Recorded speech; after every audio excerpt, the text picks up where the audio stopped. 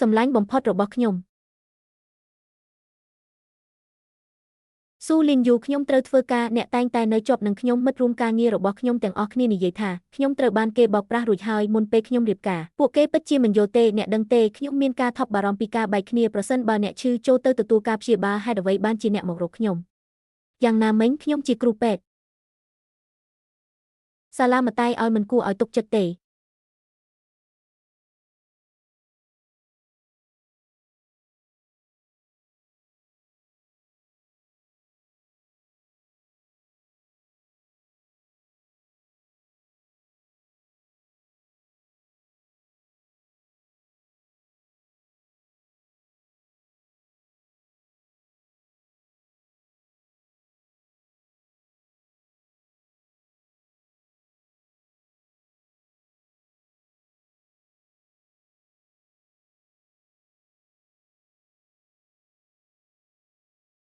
ក្មេងប្រុសមកពីយូហូ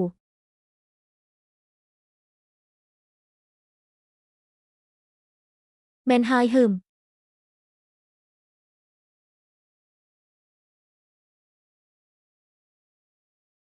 ពេលណាទិភាគ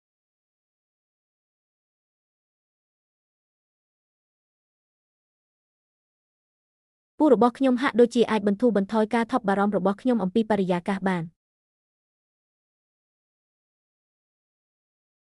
លោកវេជ្ជបណ្ឌិតហ៊ីការថប់បារម្ភរបស់ខ្ញុំអំពីការបែកគ្នាកាន់តែអាក្រក់ទៅនាពេលថ្មីនេះខ្ញុំមានអារម្មណ៍មិនស្រួលប្រសិនបើខ្ញុំមិននៅជាមួយនរណាម្នាក់រយៈពេល1ថ្ងៃការប្រើថ្នាំគ្រាន់តែព្យាបាលរោគសញ្ញាប៉ុណ្ណោះមិនមែនមូលហេតុដើមទេនេះគឺជាការផ្ដល់យោបល់មួយអូទេខ្ញុំមិនអាចអញ្ជើញអ្នកចេញទៅក្រៅបានទេព្រោះអ្នកជាពូរបស់សិនឈៀវខ្ញុំត្រូវទុកចិត្តខ្លួនឯង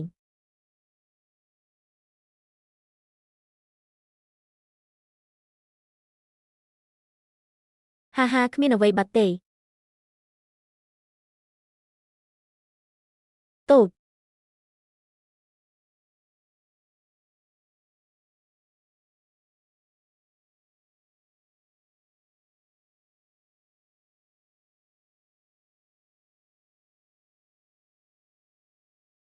ខ្ញុំមានស្នេហាលើខ្ញុំរបស់ខ្ញុំមែនហើយ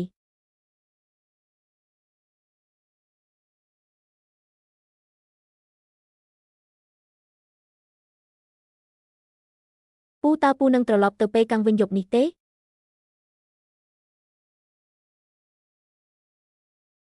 តើខ្ញុំអាចត្រឡប់ទៅជាមួយអ្នកវិញបានទេ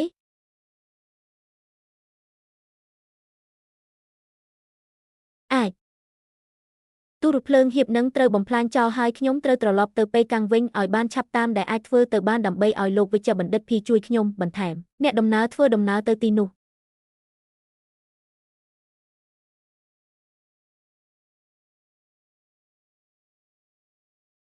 បើយន្តហោះមិនអាចហោះឡើងបានទេនោះយើងនឹងមិនអាចត្រឡប់ទៅវិញនៅយប់នេះទេ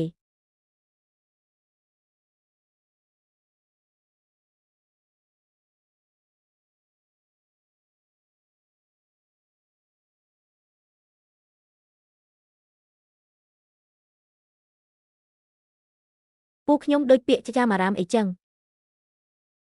ត្រជាក់នឹងកកពូអើយតោះយើងទៅសន្តាគារមុនគេ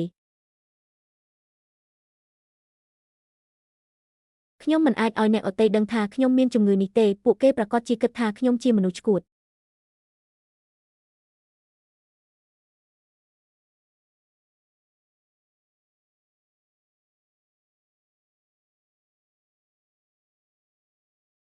តោះទៅ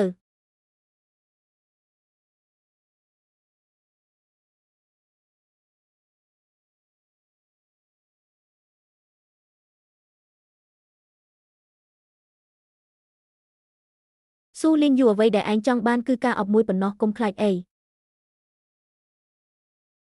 អ្នកលក់បាននិយាយថាក៏ខ្ញុំក៏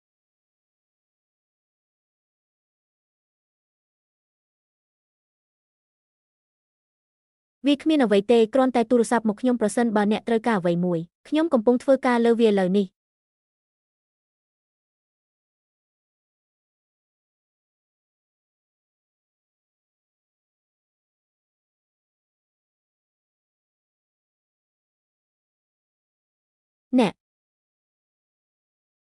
អូទេស៊ូលីងយូលេងវាទៅប៉ុន្តែ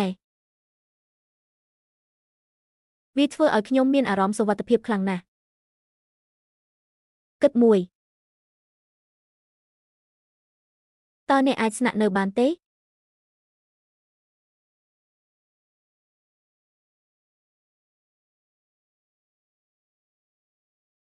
តើអ្នកអាចស្នាក់នៅបានទេអ្វីកាលខ្ញុំនៅតូចនោះមិនមែនជាអ្វីដែលខ្ញុំចង់មានន័យនោះទេខ្ញុំគ្រាន់តែខ្លាចគោលាន់ហើយមិនហ៊ានដេកតែម្នាក់ឯងទេដើមឈើតូចកុំបារម្ភអីខ្ញុំនឹងដេកលើសាឡុងហើយអ្នកដេកលើគ្រែឲ្យតែអ្នកស្នាក់នៅក្នុងបន្ទប់តែមួយជាមួយខ្ញុំនោះមិនអីទេ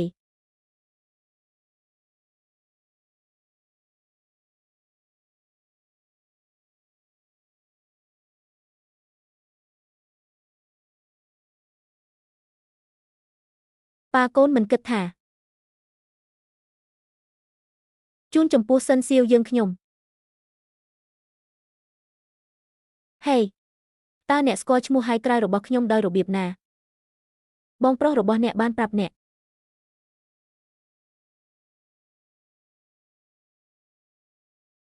រីករាយថ្ងៃកំណើតលោកនិងអ្នកស្រីជីនលីនសូមឲ្យអ្នកទទួលបានពរជ័យឆាប់នេះនឹងមាននរណាម្នាក់ទៅអាមេរិកខ្ញុំនឹងផ្ញើផ្កាទៅអ្នកគាត់នឹងនៅជាមួយអ្នកជានិច្ចអរគុណតើអ្នកឈ្មោះអ្វីស៊ូលីងយូនិងភរិយារបស់គាត់ដែលទាំងពីរនាក់មានអាយុអាចបង្កើតកូនបានអាចហៅខ្ញុំថាបុកបឺគំនិតផ្អែមល្ហែមលែងអាចលាក់បាំងបានទៀតហើយ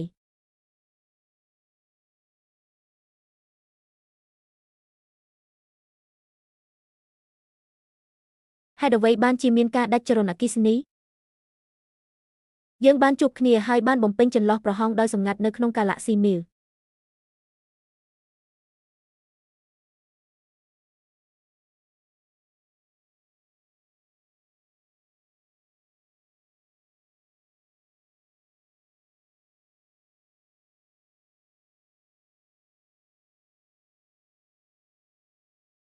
ខ្ញុំនឹងមិនធ្វើជាស្រីកំណានប្រុសទេ